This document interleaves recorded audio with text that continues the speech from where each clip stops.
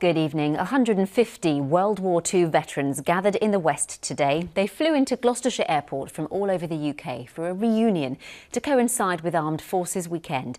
All were aircrew in the war, serving in every position from pilot to air gunner. And for one veteran, there was a special surprise. Here's Madeline Ware. Arriving from Scotland this morning, 92-year-old John Galloway.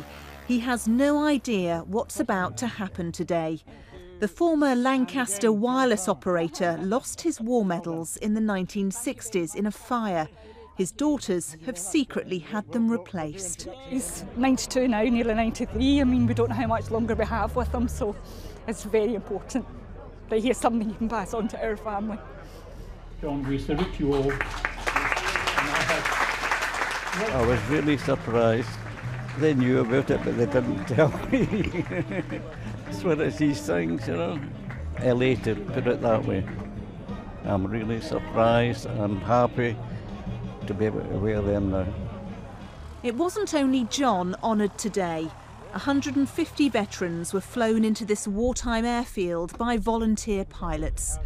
Watching the Hurricane fly past, two former prisoners of war who were forced to march by the Nazis in extreme winter conditions. The snow was waist deep. We was very starved, or at least I was myself, and it was something that I don't want to go through again. I won't, of course.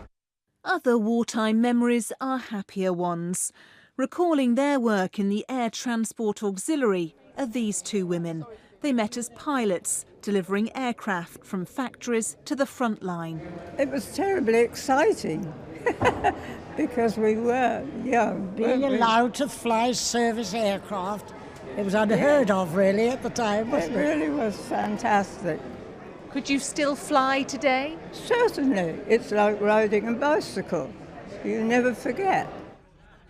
For the veterans, today was a chance to reaffirm old friendships, make new ones, and remember the comrades who never made it home.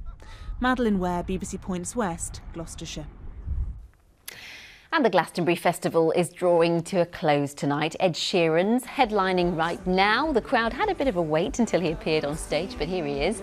Revellers will be reflecting on a festival that remained mostly dry and was, according to Emily Eavis, the best one yet. Here's Sally Challoner. We've had some of the world's biggest bands on this Somerset farm this weekend, but really the best way to feel the atmosphere is to get out in amongst the crowd. Dressing up is all part of the experience. I think the whole place is such a creative hub of imagination. It's amazing, it's so inspiring.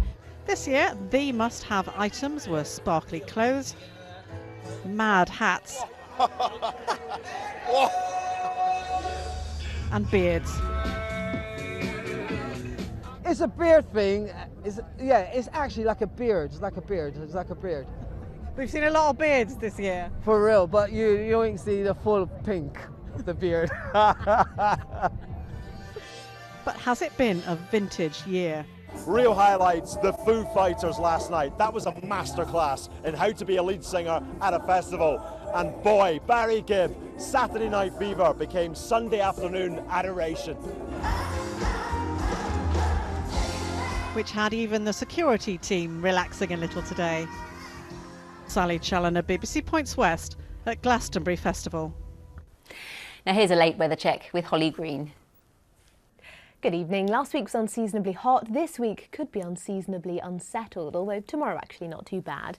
A couple of spots of rain out there then through this evening, but much of the night is dry. Skies tending to clear, and where you get those clear spells, it will feel a bit cooler than some previous nights. Into tomorrow then, there is some cloud around certainly, but it's often quite high cloud, so it should be a fairly bright day, I suspect. The bulk of the day is dry, a light breeze and temperatures getting into the low 20s, but that's when we start to see some changes. So a much more unsettled look through the rest of the week. We've got some sunshine around at times, but we could see some showers which may be thundery, and also some longer spells of rain around as well. Have a good night. And that's it. Thank you for watching. We're back in Breakfast News tomorrow. It is good night from Glastonbury and good night from me. Bye-bye.